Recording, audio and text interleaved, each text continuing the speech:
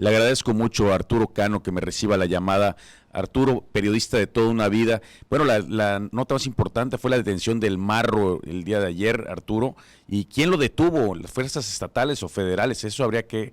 A ver, cuéntanos un poco lo que sabes y dónde vas. La detención estuvo a cargo de un grupo de élite mexicano, Ujú.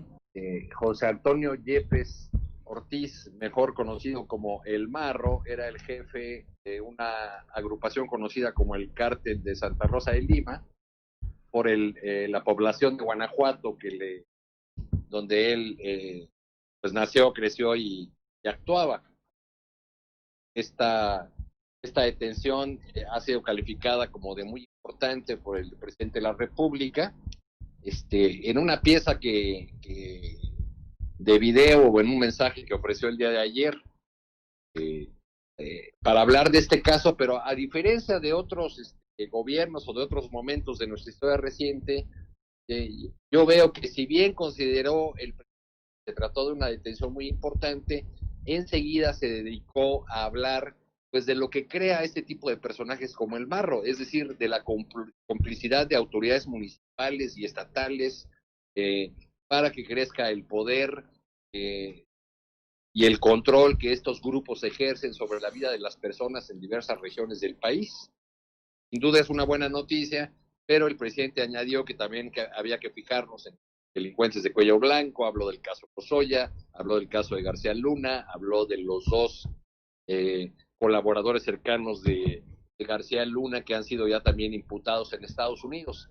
Digamos que insistió en que la suya será una estrategia distinta, que no se va a centrar en la detención de los capos, de los cabecillas de los grupos criminales, que es algo que ha dicho, él ha dicho siempre, ¿no? Sabemos, por otro lado, que la estrategia centrada en la aprehensión de capos, eh, objetivos relevantes, les llamaban en algún sexenio, no recuerdo si en el de Calderón o el de Peña, pues tenía buenos resultados, terminaban palomeando o tachando nombres de sus listas, pero la violencia seguía, la, los delitos continuaban al alza. Pues por la sencilla razón de que cuando capturan a uno de estos capos, ya hay una fila de muchos más esperando ocupar su lugar. Y muchas veces la desaparición de uno de estos jefes criminales en lo que deriva es en una guerra intestina, en una guerra entre distintas agrupaciones o acuerpamientos de estos grupos o de estos cárteles. Oye, Arturo, en este caso me llamó la atención que el gobernador, el gobierno de donde lo detuvieron, se puso hasta la medallita, ¿no? Y bueno, el gobernador Diego Sinué Ujú. no es la primera vez que se cuelga una medallita por una acción federal. Fíjate que a mí me tocó el año pasado, si mal no recuerdo, por ahí de febrero, visitar Guanajuato, justo cuando se dio un operativo que falló para detener a El Marro, Sí. y eso provocó una reacción del cártel que sacó vehículos o que paró vehículos en varias carreteras de la zona. Estamos hablando de toda esa región, en los alrededores de Celaya, de Salamanca, en el sur del estado de Guanajuato.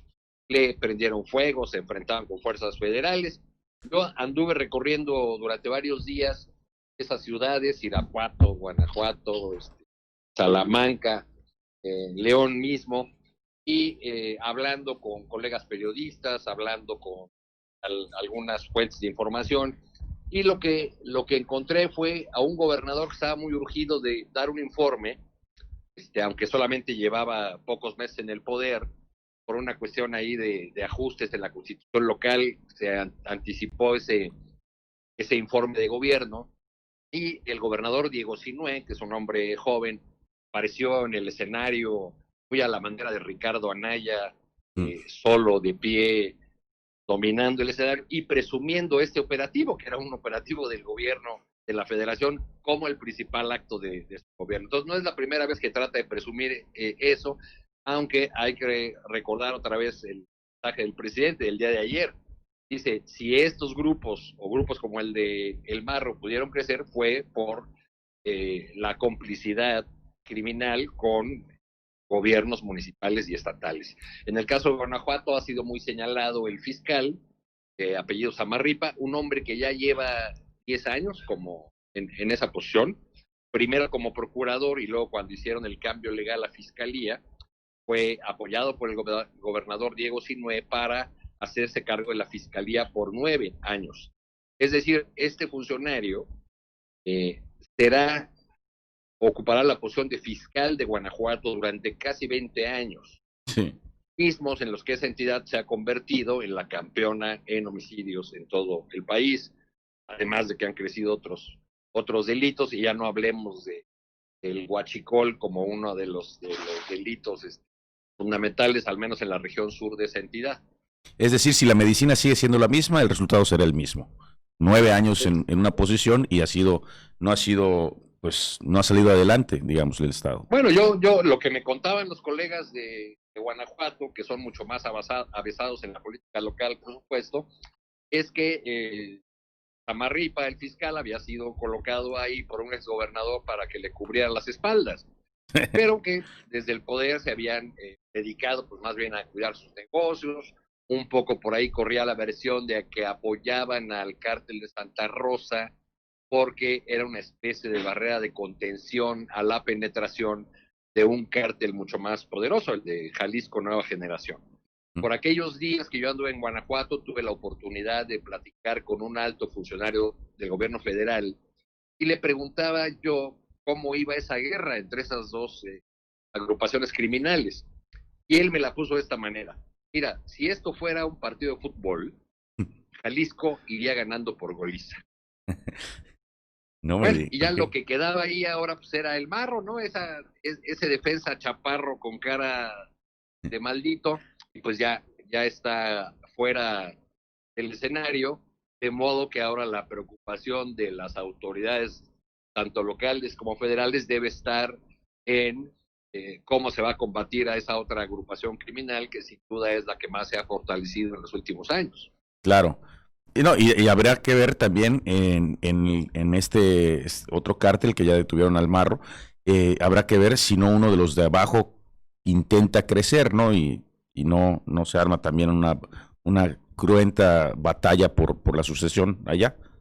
Eso dalo por seguro, es una película que ya hemos visto muchas veces, sí. demasiadas veces. Se recuerda, quizá uno de los casos más emblemáticos es el de Acapulco. Claro.